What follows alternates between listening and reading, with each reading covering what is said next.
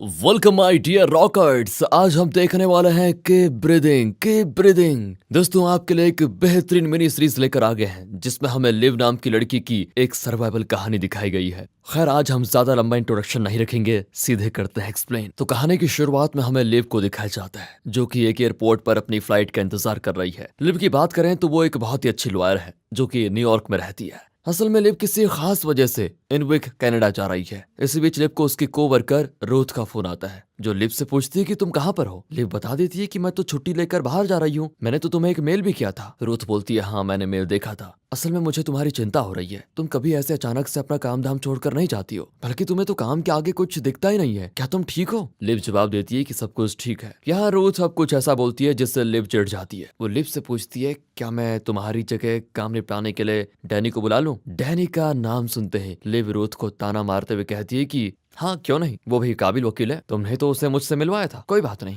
इतना बोलकर live call काट देती है। इसके बाद लिव को पता चलता है कि कनाडा जाने वाली फ्लाइट खराब मौसम की वजह से कैंसिल हो गई है। अब लिव पूछती है कि क्या कोई और फ्लाइट नहीं है, मेरा वहां पहुंचना बहुत जरूरी है, असल में मुझे किसी से मिलना है और अगर मैंने देर की तो वो चला जाएगा। इस बार रिसेप्शनिस्ट उससे कहती है कि देखिए आप एक काम करिए, जिस आदमी से आपका काम है, मतलब जिससे आपको मिलना है, उनसे कह दीजिए कि फ्लाइट कैंसिल हो गई है। पर दोस्तों शायद लिव ये भी नहीं कर सकती थी, इसीलिए वो फ्लाइट को लेकर काफी देर बहस करने के बाद वहीं थक हार कर बैठ जाती है। उसी दौरान वो दो आदमियों को बात करते हुए सुनती है। वो कहते हैं कि हमें तो इनोविक से भी आगे जाना है, और ये सुनते ही लिव उन लोगों के पास चले जाती है। उनसे कहती है कि प्लीज मुझे अपने साथ ले चलो, मुझे भी इनोविक जाना है और मेरा वहां जाना बहुत जरूरी है, प्लीज। मेरे पास एक बैग के अलावा और कुछ भी नहीं है। अब इन दोनों की बात करें तो इनमें से एक का नाम सैम है और दूसरा प्लेन का पायलट जॉर्ज। ये दोनों ही एक छोटी सी प्लेन से इनोविक के लिए निकलने वाले थे, लेकिन सैम लिव को ले जाने से साफ इनकार कर देता है। लिव दोबारा उनसे विनती करती कि प्लीज, साथ ही वो उन्हें पैसे देने को भी तैयार हो जाती है, पर सैम नहीं मानता। अब उनके इसी शोर के कारण एक गार्ड उनसे पूछता है कि क्या प्रॉब्लम है तुम्हें, जिसे देखकर सैम कहता है कि नहीं, हम विंडो सीट पर कौन बैठेगा इस बात को लेकर झगड़ रहे थे और कुछ भी नहीं। यानी कि वो लिव को अपने साथ ले जाने के लिए मान गया था। अब प्लेन को अच्छे से तैयार करने के बाद ये लोग निकल पड़ते अपने सफर की ओर, पर टर्बुलेंस बहुत ज्यादा था तो लिव सैम से इस झटके का कारण पूछती है।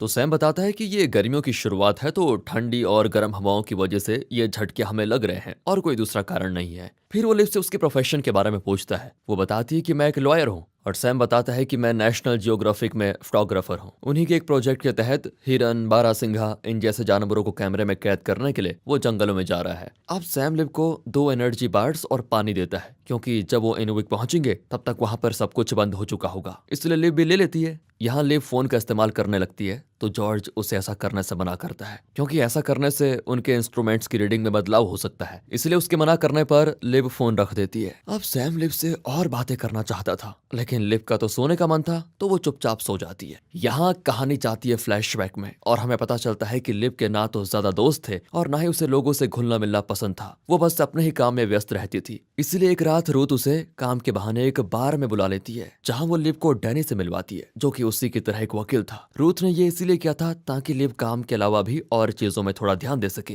अब लिव को डैनी पसंद आ जाता है पर वो ज्यादा कुछ जाहिर नहीं करती। फिर उसके कुछ देर के बाद वो यहाँ से जाना चाहती थी पर रूथ उसे जाने नहीं देती। कहानी वापस प्रेजेंट में आती है जहाँ लिव की आंखें खुलती है और वो देखती है कि प्लेन जॉर्ज के काबू से बाहर हो गया है। वो कहता है कि ज्यादा दबाव की वजह से कुछ भी काम नहीं कर रहा है और उसके इतना कहते ही इनका प्लेन क्रैश होकर पानी में गिर जाता है। सभी बेहोश हो जाते हैं। फिर जब लिव को होश आता है वो देखती है कि प्लेन अभी डूबा नहीं। यहाँ वो किसी तरह से सैम की सीट बेल्ट खोलती है जो कि काफी बुरी तरह से डरा हुआ था क्योंकि उसे तैरना नहीं आता था, इसलिए जैसे लिव उसे आजाद करती है सैम घबराकर प्लेन के दरवाजे को खोलकर बाहर ही चला जाता है और इससे पूरा प्लेन काफी तेजी से डूबने जाता है। अब यहाँ लिव देखती है कि जॉर्ज की हालत काफी खराब है क्योंकि एक मेटल का टुकड़ा उसके पैर में घुसा हुआ है जिसे लिव पानी में डूब जाने के बाद भी निकालने की कोशिश करती है, लेकिन जॉर्ज की जान चली जाती है। लिव को बहुत दुख होता है पर उसे तैरना आता था इसलिए वो भी प्लेन से बाहर निकलकर पानी के बाहर आ जाती है जहाँ वो देखती है कि सैम डूब रहा है, इसलिए लिव उसको बचाने की कोशिश करती है मगर वो पानी में इतना घबराया हुआ था कि वो लिव को ही अनजाने में डुबाने लग जाता है। फिर लिव कैसे भी करके खुद को संभाल कर उसे पैर चलाने के लिए बोलती है और कुछ देर तैरने के बाद वो सैम के साथ एक किनारे पर पहुंच जाती है। यहाँ लिव देखती है कि सैम के भी पैर में मेटल का टुकड़ा घुसा हुआ है जिससे काफी खून निकला हुआ है। खून रोकने के लिए लिव कपड़े को किसी तरह कसकर बांध देती है, इससे खून तो रुक जाता है और लिव उस मेटल के टुकड़े को नहीं निकाल पाती क्योंकि इससे घाव खुल जाता और इलाज होना अभी पॉसिबल नहीं था। सैम कुछ देर के बाद ही बेहोश हो गया था पर उसकी धड़कनें अभी भी चल रही थी,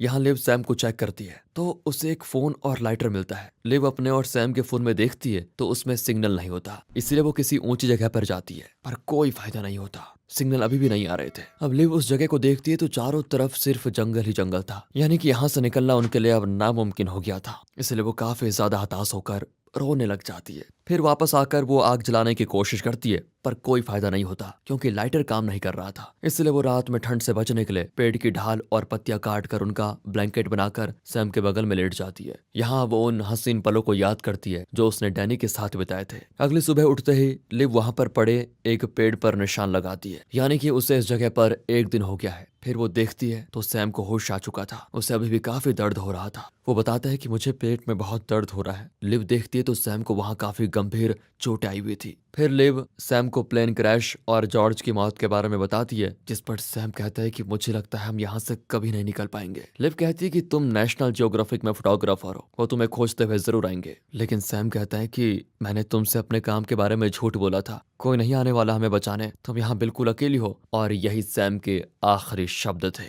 इतना कहते ही सैम की मौत हो जाती है और लिव और भी ज्यादा हताश और निराश हो जाती है। इसी बीच वो एक फोटो देखती है जो उसके सामान से बहकर यहाँ पर आ गई थी। ये असल में लिव के पेट पर पल रहे बच्चे की स्कैन फोटो थी, जिसको देखकर हम समझ पाते हैं कि लिव अभी प्रेग्नेंट है। इसके बाद सीन पास्ट में जाता है, जहां हम देखते हैं कि लिव डैनी के साथ डिनर करने के बाद वो उसके साथ थोड़ा इंटीमेट भी होती है। पर फिर सुबह जब लिव उठती है तो वो ऐसे रिएक्ट करती है जैसे उसने कोई बहुत बड़ी गलती कर दी हो। उसका पूरा व्यवहार बदल जाता है। काम पर जब डैनी लिव से बात करने की कोशिश करता है तो लिव भी उससे ठीक से बात नहीं करती, ना ही उससे अच्छे से पेश आती है, सिर्फ काम की बात करती है, पर्सनल रिलेशनशिप को लेकर कुछ नहीं। और ये चीजें डैनी को काफी अजीब लगती है, इसलिए वो चुपचाप चला जाता है कि पता नहीं इसे क्या हो गया। फिलहाल कहानी आती है प्रेजेंट में, जहां हम देखते हैं कि सैम के मरने के बाद अब लिव बिल्कुल अकेली पड़ चुकी है। उसके दिमाग में बहुत भ्रम होने लग जाता है। उसे ऐसा लगता है जैसे कि सैम उससे बातें कर रहा है। सैम उससे बोलता है कि प्लेन में एक रेडियो होगा, उसे लाना होगा। तो फिर क्या, लिव अपने कपड़े उतार कर झील में डूबे हुए प्लेन से रेडियो निकालने का काम करती है। पर वो जैसे ही पानी में जाती है उसे पता चल जाता है कि पानी बहुत ही ठंडा है, इसलिए वो तुरंत बाहर निकल जाती है। उसे समझ आ चुका था कि वो तैर कर तो नहीं जा सकती, इसलिए वो एक छोटी सी राफ्ट बनाने लग जाती है, जिसमें वो सैम की बेल्ट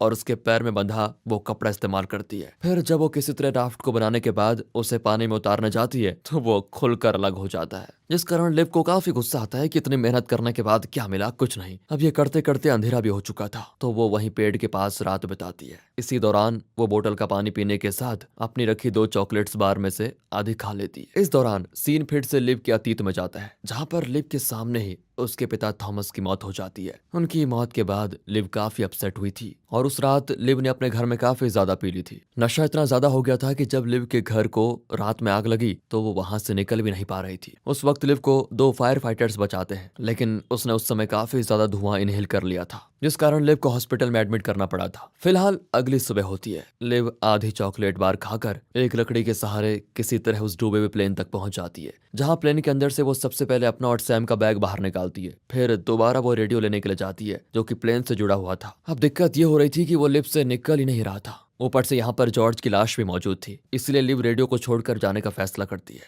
जिस दौरान उसका पैर ही फंस जाता है। फिर उसे किसी तरह बड़ी मुश्किल से निकाल कर वो ऊपर आती है। अब उसी लकड़ी के सहारे लिव वापस लौटती है, जिस दौरान अचानक से लिव की आंख लग जाती है और फिर उसे अपने पापा की याद आती है, जब वो उसे जबरदस्ती स्कूल के लिए उठाया करते थे उस समय की। उनकी आवाज जैसे लिव के कानों में गूंज रही हो और फिर वो जाग जाती है। पर जब वो किनारे पहुंचती है तो वहां पर एक भालू उसका इंतजार कर रहा होता है, जो कि चॉकलेट की महक से यहाँ पर आया था। वो लिव की बची हुई चॉकलेट्स खाने के बाद सैम की लाश को सूंघता है। अब लिव को लग रहा था कि वो उसे भी खा लेगा, इसलिए वो आवाज करके भालू को भगाने लगती है, जो कि वहां से चला भी जाता है। जिसके जाने के कुछ देर बाद ही लिव पानी में ही रहती है, क्योंकि उसे डर था कि कहीं भालू वापस ना आ जाए। फिर जब वो नहीं आता तो लिव बाहर निकलती है। वो किनारे पर आकर पहले सैम की लाश को भालू से बचाने के लिए उसको एक जगह ले जाकर गाड़ देती है, जहां पर उसने निशानी के तौर पर सैम की घड़ी को लटका दिया होता है। फिर वो वापस आकर अपना बैग चेक करती है तो उसमें लैपटॉप, चार्जर, ग्लासेस और बाकी सामान मिलता है। इसके साथ उसे कुछ पोस्ट कार्ड्स भी मिलते हैं जिन्हें वो संभाल कर वापस रख लेती है। साथ ही सैम के बैग में उसे नोटों के बंडल मिलते हैं, यानी कि सैम और जॉर्ज असल में स्मगलर थे। यही वजह थी कि सैम ने मरते वक्त कहा था, हमें कोई भी लेने नहीं आने वाला। इसके साथ लिव को काफी सारी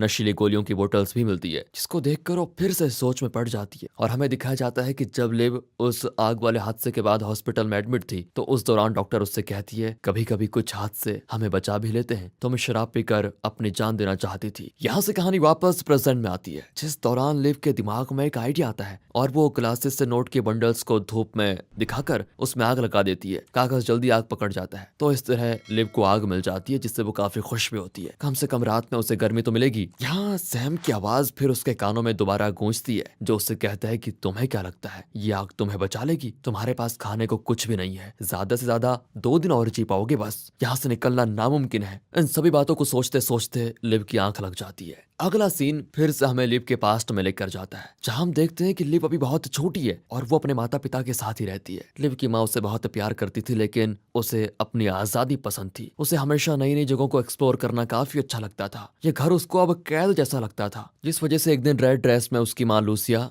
लिव और थॉमस को छोड़कर भाग गई। जाने से पहले उसने लिव से कहा था, बेटा खुश रहना, लेकिन वो नहीं रह पाई। थॉमस अब लिव की देखभाल करने लगा था। वो लिव को काफी अच्छे से रखता है, पर पता नहीं क्यों बाप बेटी के आपस में जमती नहीं थी। लिव को उसकी माँ के छोड़ जाने के बाद से लगने लगा कि जिससे भी वो प्यार करती है वो उससे दूर हो जाता है, इसीलिए तब से उसने खुद को अकेला कर लिया। इसी के साथ हमें ये भी पता चलता है कि लिव डैनी के बच्चे की माँ बनने वाली है, जिसका पता उसे आग वाले हादसे के बाद डॉक्टर से लगा। उसे डॉक्टर कुछ भी उल्टा सीधा खाने से मना करता है, जैसे कि मीट, फिश या जंगली बेरीज। साथ ही उसे साफ और फिल्टर्ड पानी पीने की सलाह देती है, और यहाँ जंगल में तो इनमें से कुछ भी नहीं था। उसे बहुत भूख लगी थी, इसीलिए लिव चॉकलेट के पैकेट्स को चाटने लग जाती है। पर उससे लिव का क्या होने वाला था? कुछ भी नहीं। यहाँ उसे याद आता है कि कैसे रोज ऑफिस में डैनी उसके लिए खाना लेकर आता था। वैसे तो सिर्फ स्नैक्स खाकर रहती थी, यहाँ वो डैनी के साथ खाना तो खा लेती है, पर साथ में उसे साफ कर देती है कि ये सब कुछ मेरे लिए मत करो, क्योंकि बाद में मुझे इससे दिक्कत होगी। डैनी भी उसे परेशान न करने का फैसला कर लेता है। लिव को अब प्यास लगती है, तो उसे याद आता है कि प्लेन क्रैश होते वक्त जंगल के पेड़ों से भी टकराया था, इसलिए वो वहां पर जाती है। तो उसको वहां पर एक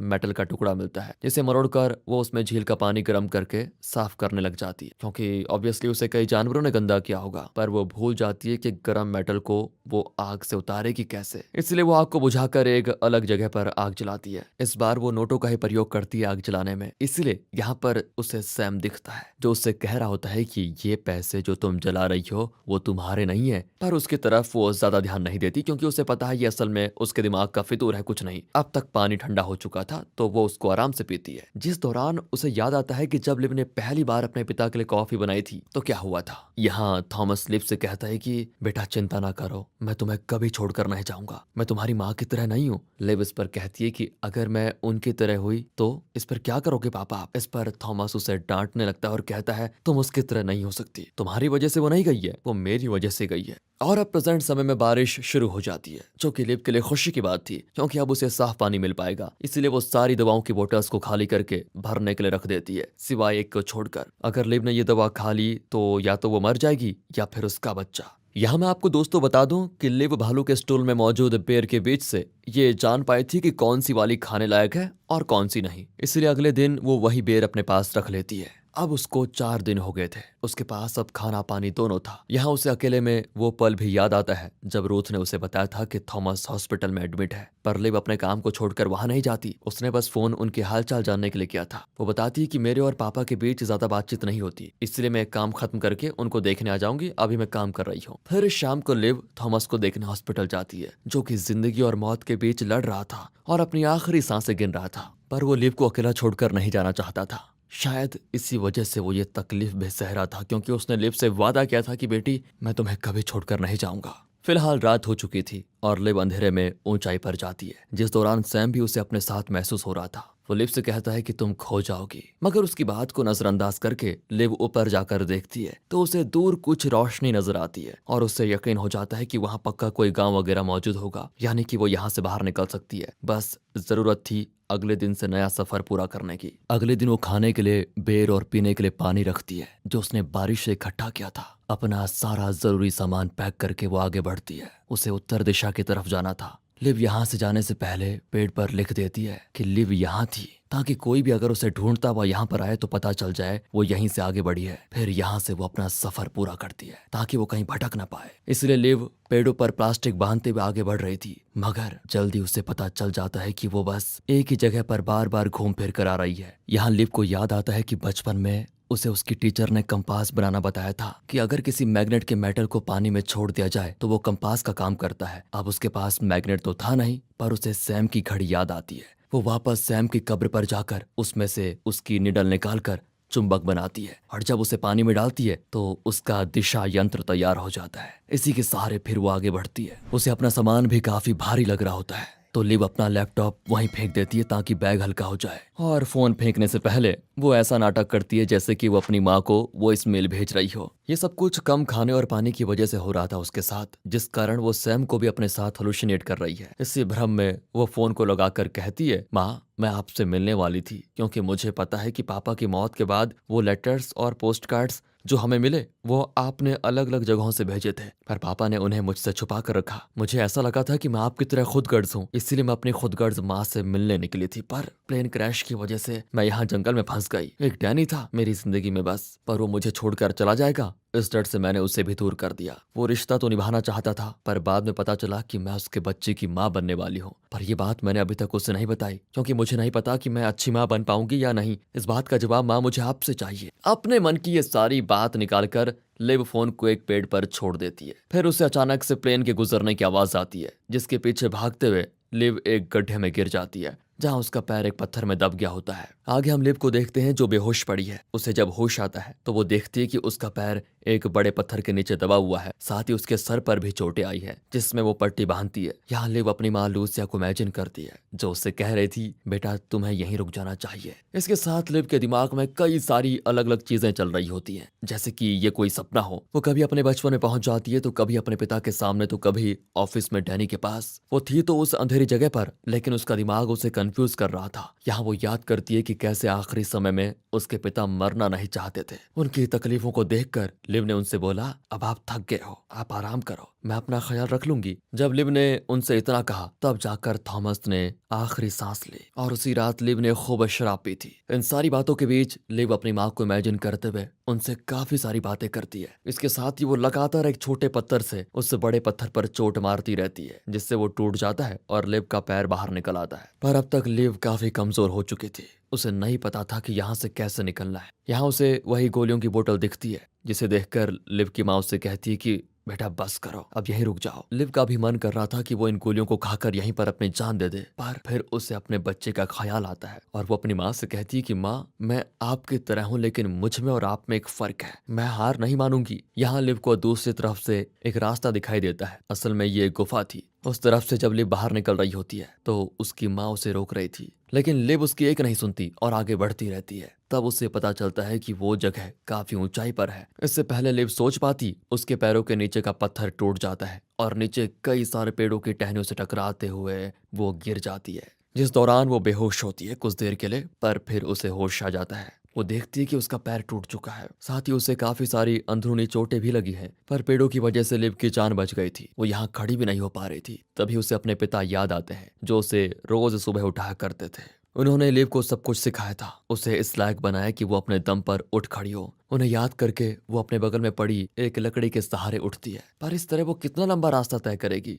फिर यहाँ उसे अपने पिता की बात याद आती है, जो कहते हैं कि अगर हमें हाथी को खाना है तो थोड़ा थोड़ा करके खाना चाहिए, यानी कि कोई भी बड़ा काम या लक्ष्य उसे थोड़ा थोड़ा करके छोटे छोटे स्टेजेस को पूरा करके पूरा किया जाना चाहिए। इसी सोच के साथ वो चलने लग जाती है। इस बार वो भटके ना, इसलिए लिव सूरज का सहारा लेती है, जो कि पूरब से निकलकर पश्चिम में डूबता है। लिव बढ़ी चली जाती है उत्तर दिशा की तरफ, जिस दौरान वो अपने साथ डैनी को इमेजिन करती है, जो उसे हौसला देता है कि तुम्हें रुकना नहीं है, रुकना नहीं है, चलते रहना है। मर भी गई तो कोशिश करके ही मरोगी। लिव डैनी से माफी मांगती है कि मैंने तुम्हें बच्चे के बारे में नहीं बताया, जो कि गलत है। इस पर डैनी उससे कहता है कि लिव तुम चिंता ना करो, तुम बहुत अच्छी माँ बनोगी। इसके बाद डैनी उसे दिखना बंद हो जाता है। फिर वो इमेजिन करती है कि वो अपने पापा से बात कर रही है। वो उनसे पूछती है कि आपने माँ के लेटर्स और पोस्ट कार्ड्स मुझसे क्यों छुपाए। थॉमस कहता है कि बेटा वो एक मतलबी औरत थी जो अपनी खुशियों के लिए हमें छोड़कर चली गई। वो इस दौरान दौरान लेटर्स भेज सकती है, पर उसका कभी ये मन नहीं हुआ कि वो खुद आकर तुमसे मिल जाए। इतना तो वो कर ही सकती थी। देश दुनिया घूमने का समय है, पर अपने परिवार से मिलने का नहीं। यहाँ लिव जब अपनी सोच से बाहर निकलती है तो उसे कुछ शोर सुनाई देता है।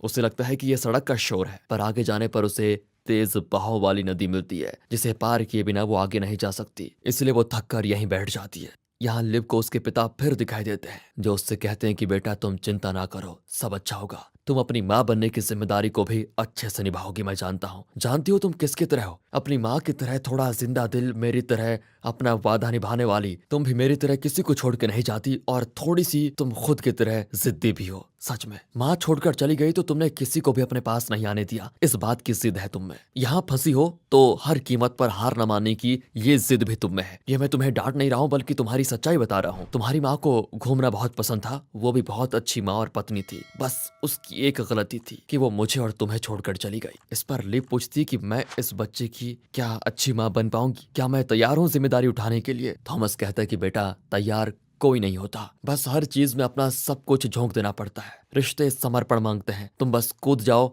बाकी ऊपर वाला सब कुछ संभाल लेगा। लिव यहाँ नदी के बहाव के साथ जाने का फैसला करती है। उसने फिक्र छोड़ दी थी कि वो जिंदा बचेगी या मर जाएगी। वो अपने लेटर्स को लेकर एक लकड़ी के सहारे उस नदी में उतर जाती है, जहाँ वो काफी देर बहती है। उसे लग रहा था कि वो मर चुकी है। वो इमेजिन करती है कि उसकी डिलीवरी हो रही है और उस वक्त डैनी भी उसके साथ है। यानी कि अगर लिव यहाँ से सच में बच जाती है तो वो पूरी तरह से बदल जाएगी और डैनी और अपने बच्चे के साथ अपने आगे की जिंदगी जिएगी। पर अभी भी वो इस नदी में बहती भी जा रही थी। तभी कुछ मछलियां पकड़ने आए लोग लिव को देखते हैं, जो उसे बाहर निकालते हैं और सीपीआर देकर होश में लाने की कोशिश करते हैं, मगर कोई फायदा नहीं होता। उन्होंने हार मान ली थी। हो, इस पॉइंट पर लिव को अचानक से होश आता है और वो आंख खोलती है, यानी कि लिव बच गई थी। अब इसके बाद स्क्रीन ब्लैक होती है और हमें स्क्रीन पर फॉर माइक लिखा हुआ दिखाया जाता है। असल में माइक इस सीरीज का एडिटर है, जिनकी कैंसर की वजह से मौत हो गई थी। दोस्तों, ये उनका आखिरी प्रोजेक्ट था, इसलिए यहाँ उनको इस तरह से ट्रिब्यूट दिया गया है। साथ ही ये मूवी यहाँ पर खत्म होती है। बाकी अगर आपको वीडियो अच्छी लगी हो, स्टोरी अच्छी लगी हो, एक्सप्लेनेशन अच्छा लगा हो तो लाइक कीजिए और चैनल को सब्सक्राइब। मिलते हैं अगली वीडियो में, तब तक के लिए गुड बाय, ख्याल रखिए अपना, and finally thanks for watching.